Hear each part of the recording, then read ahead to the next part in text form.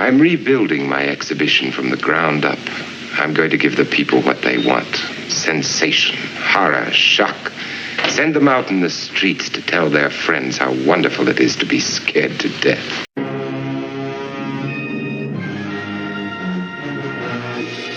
House of Wax is a 1953 horror film directed by André de Toth that is a remake of a 1933 pre-code movie and would find box office success.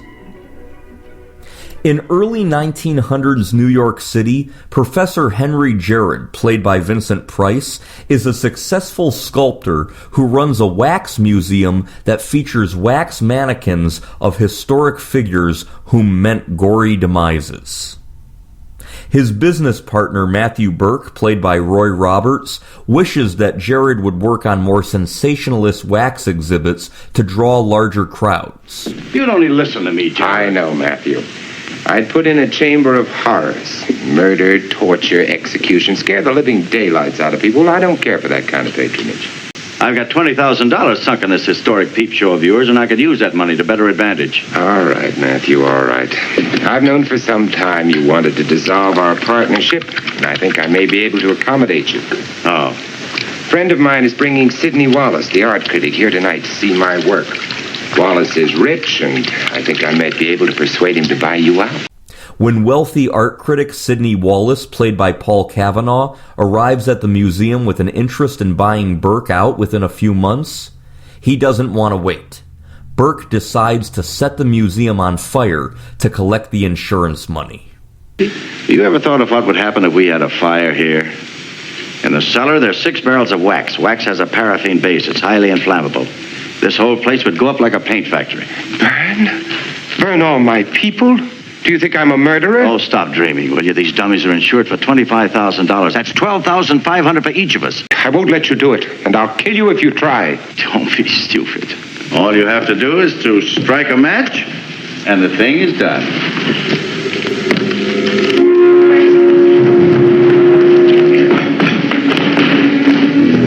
Jared attempts to stop him and save his work, but Burke douses him in kerosene and leaves him for dead.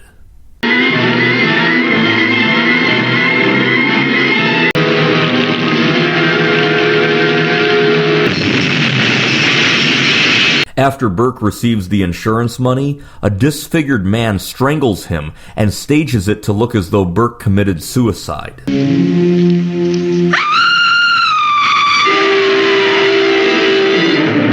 Weeks later, Burke's fiancée, Kathy Gray, played by Carolyn Jones, is also murdered, although her roommate, Sue Allen, played by Phyllis Kirk, arrives just in time to see the murderer staging the crime scene. Kathy, it's Sue. Are you there? Kathy?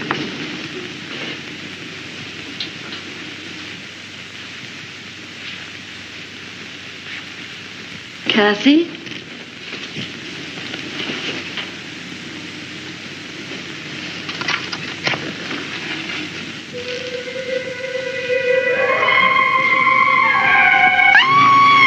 Sue Allen flees to the home of Scott Andrews, played by Paul Picerni, a friend and a sculptor. Sue, What happened to you, dear? what's wrong? Wait a minute. Wait a minute. What happened, Sue? Wait a minute. What is it? Kathy Gray, the girl in my rooming house, was murdered tonight. What? I found her. The man who killed her was there in the room. I tried to get away from him. Returning from a foreign trip, the wealthy critic Sidney Wallace meets with Jared, who survived the fire and is now bound to a wheelchair, unable to use his hands. Oh, forgive me. Shaking hands with me is an unpleasant experience. My hands are no longer hands. Jared asks Wallace to invest in a new wax museum with wax figures created by his assistants, including alcoholic Leon, played by Nedrick Young, and the deaf-mute Igor, played by Charles Bronson. Now watch.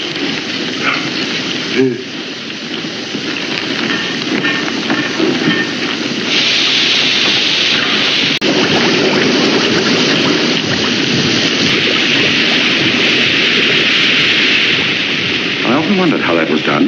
It's a method of my own, crude but adequate. When Sue Allen and Scott attend the grand opening of the museum, she notices that the wax figure of Joan of Arc shares a striking resemblance to her murdered roommate, Kathy. What's wrong, Miss Allen? A dear friend of mine was murdered, and I found her. She means Kathy Gray, the girl whose body was stolen from the morgue. What made you think of her now? It's her face. That's Kathy's face, Scott. I know every line of it. I wake up at night and I see it, and I can't get it out of my mind. Perhaps that's the reason you see a resemblance in the face of this figure. It's more than a resemblance. It's wax, my dear. I know. Sharing the information with Police Lieutenant Tom Brennan, played by Frank Lovejoy, and Sergeant Jim Shane, played by Dabbs Greer, Sue Allen wonders if Jared's wax figures could actually be something far more grisly and far more sinister than anyone could ever imagine. While looking for a script for a new Gary Cooper film, Andre de Toth came across the 1933 film Mystery of the Wax Museum and had the idea of redoing it in 3D. He convinced Jack L. Warner, who gave him a budget of $1.2 million. De Toth finished it in 28 days for $618,000. The film was produced in 3D, although ironically the director was blind in one eye and hence could not see the effect.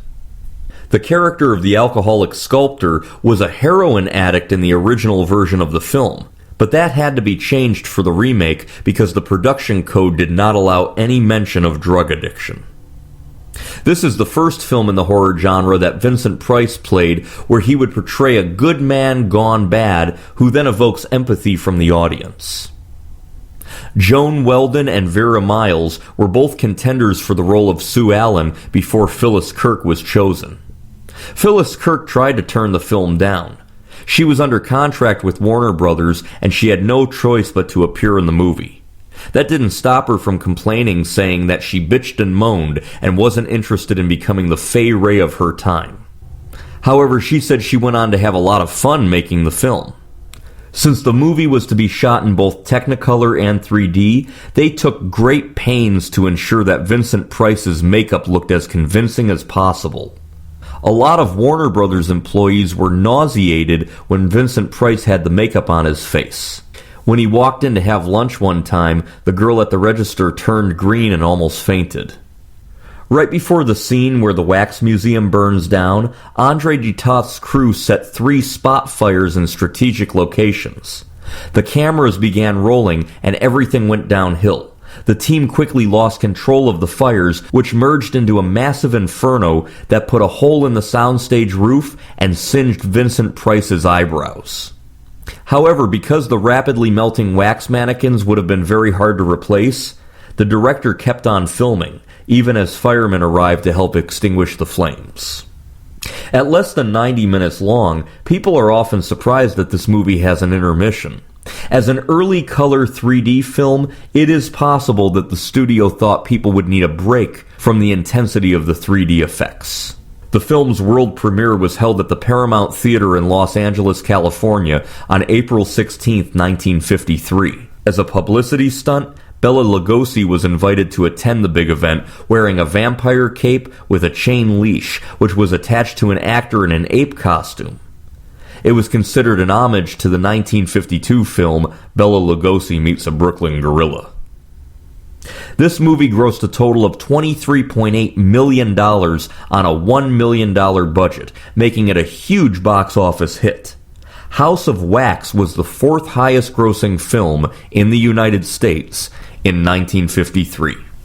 After this film became one of the studio's biggest grossing films, Warner Brothers tried to replicate its success the following year with another 3D horror movie, The Phantom of the Rue Morgue. That movie proved to be a box office dud, and the craze for 3D movies was soon mostly abandoned by Hollywood. I remember when I first saw this movie. My mom rented it in 1993. I was very young. I was about 5 years old or so. My mom had seen it when she was younger, and when I wanted to watch a horror movie, she recommended this because there's not any excessive gore or big naked breasts. I remember being very creeped out by this movie, the creepy wax mannequins melting in the fire, and of course the deaf mute played by Charles Bronson. This is one of the first horror movies I ever saw in my life. A classic for any fan of the genre, I recommend the 1953 mystery horror film, House of Wax.